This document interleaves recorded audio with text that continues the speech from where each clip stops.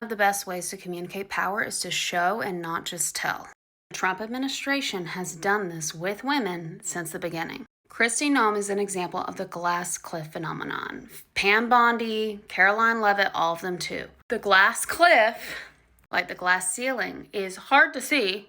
And it's when you know an organization or system's going over a cliff, so you put a woman and or an underrepresented group member in power to take the hit.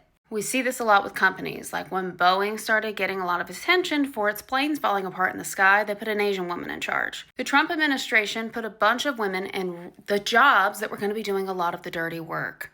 I have heard over and over again, MAGA supporters say, how could he hate women? Besides, you know, everything he's said and done his entire life, not just since he expressed presidential interests, but he has so many women in his cabinet. That's intentional.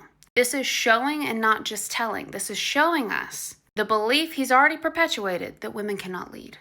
Because if Kristi Noem was celebrated, which she should never be, this is an evil fucking idiot.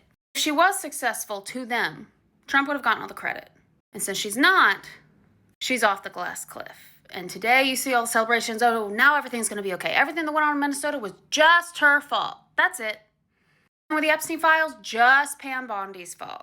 Sometimes people are put on the glass cliff and they succeed. Some have argued that Obama was a glass cliff. Great Recession, messy war in the Middle East. Yeah, let's put the black guy in charge. It's a little harder to say this glass cliff because he was elected, but it could be our own biases as voters being like, fuck it. It's hard to say when there are so many people voting. You see this a lot in business, and I've said it before and I'll keep saying it again, especially to women of my pale complexion. They're never going to pick you. You can only get so far supporting patriarchal norms with your internalized misogyny and accepting harm against other groups. In her case, immigrants who were conveniently only brown.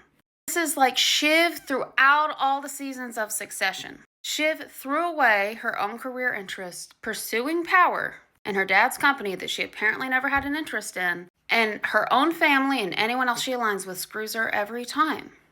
That is always how it goes. I do not feel bad for Kristi Noem. I think she's a racist piece of shit. It just pisses me off to see people use, oh, but they have women in the cabinet as an excuse for someone who's blatantly violent against women and children. Stop falling for this trope, my fellow pales.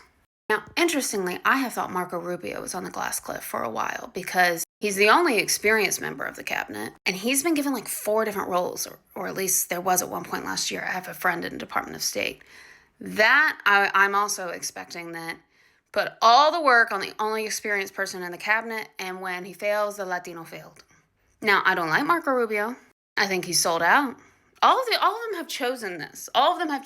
Let's be so real. It is to show what Trump has said about diversity, while he's having museums remove things, while he's making America about merit, etc., is to set everyone up to fail who doesn't look like him. Because why the fuck is Pete Hegseth in there at all, and it's still in there after repeat security issues?